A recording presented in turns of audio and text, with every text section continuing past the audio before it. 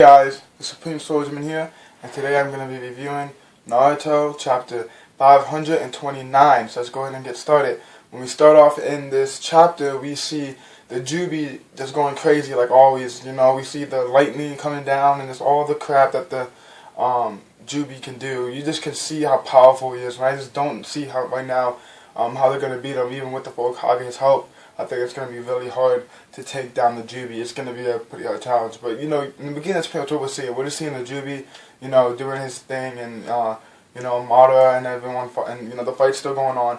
But the big important part about this first half of the chapter is that you see that Naruto is getting tired.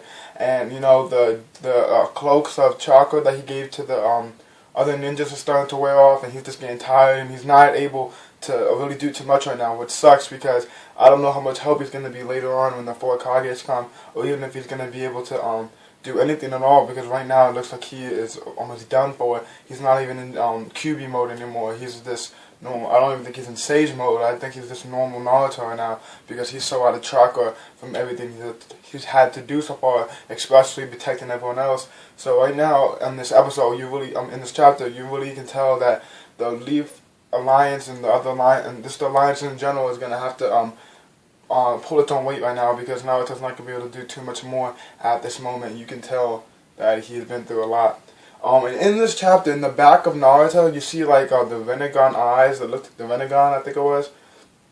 And I heard a few people talking about how they think it might be like something about the Sage 6 Pass or something. I don't know exactly what that is, but I thought that was cool to see that. Maybe it was just a Jubi just lurking behind him. I don't know exactly what it was, but we'll see later on what that little thing was we saw. But the big, awesome part of this chapter was the second half of this chapter. Because if you remember last episode, last chapter, you see Kakashi and Obito go into their own world. And pretty much when you see this happen is, you know, you see them in that circle that happens when Obito brings people into his own dimension, and they're both coming out, and they both fall on the floor on their own sides. And Kakashi just doesn't waste any time. He goes straight up Chidori, just tries to Chidori Obito, but he stops. And you see right here, you know, there's been a few times where Kakashi has stopped in the middle of battle, thinking he can still talk to Obito, which I think is really hard for Kakashi right now. You know, this is his friend. You know, he's spent so much time, you know, mourning his death, and you know, he's always gone to that you know, stone with his name on it, and all that crap and all that pain he felt thinking he was dead, to find out that he was alive and that he was doing this, it must be really hard for him. And he just couldn't do it. He couldn't get himself to kill him at that moment, and he stopped. And you see him, they have a little conversation there about how Kakashi is saying how it's not too late to come back, and you know, you see how Kakashi is saying that Obito and Naruto are very similar, because of course, just like Naruto did, Obito wanted to be the Hokage, like we learned a while ago, but Naruto stayed on the right path, and like we know, Obito didn't. But the most important thing in my opinion, the most best part about this chapter was we finally got to find out exactly what happened to Rin. So pretty much what happened to Rin is she was about to get captured. She was captured by the enemy that they were fighting at that time, and she was gonna, when she went back to the village, I think she had a Jinchuriki in her. I think she had a beast in her now, if I'm correct, and she was about to hurt other people in the village. And pretty much what happened is Kakashi went for Chidori on someone else, and she stepped in the way, and he killed her.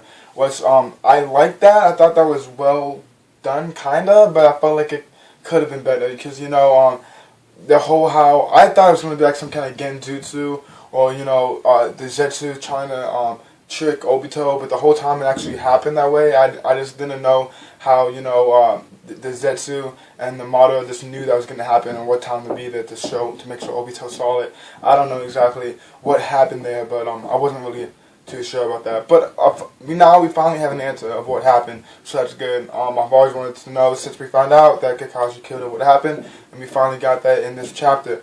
And what else we see in this part is that, you know, not that is really important to me, is that Obito pretty much said that his goal is not, the reason why he's doing what he's doing is not because of Rin and Kakashi, which it is part of it. It's kind of what fueled the thing, but that's not really why he's doing what he's doing. The main reason Obito is doing what he's doing is because he's lost. he just feels like that he has no hope in the world it is today. He feels like the world today is just rotten, kind of, and you know, he's just lost hope in the world. He lost hope in humanity, pretty much, and that's why he wants to make this internal Tsukiyomi, so it all goes away and he can have it the way he wants it to be. The world won't be as crazy and as hectic as he thinks it is. And of course, the Ren and Kakashi thing fuel that, but we find out in this chapter that's not the main reason why he did that, and I thought that was very good to get that, so I was excited about that.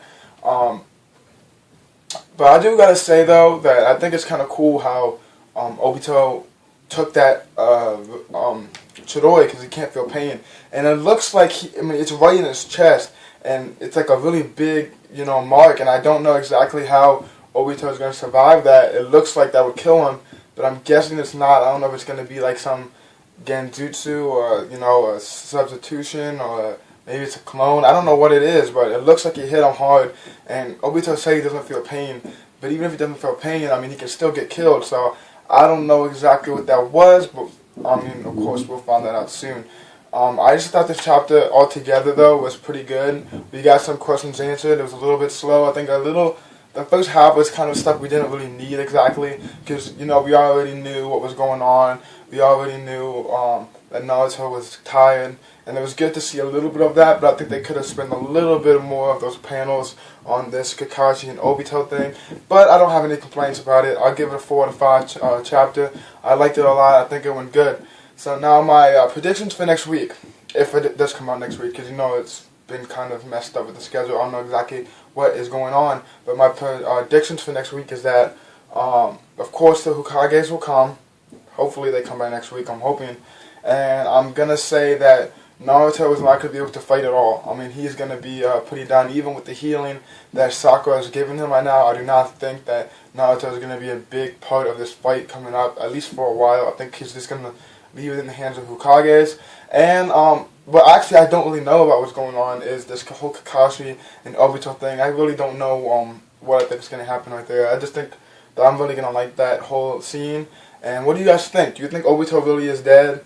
Do you think that there's more behind it? What do you guys think? And just what do you guys think of the chapter altogether? Were you happy with the chapter? Was it not what you wanted? And how do you feel that that's how Rin died, and you find out how Rin died? Do you think that was a good choice, or do you think that was just kind of you know, something that Kishimoto didn't really plan ahead? He kind of just made it happen. I don't know exactly which way it is, but I don't have any complaints with it. For the most part, it was pretty good. That's all I have for this review. Please comment, rate, and subscribe on my videos, guys. And thank you. I'll see you guys next week for the next Naruto review. Bye.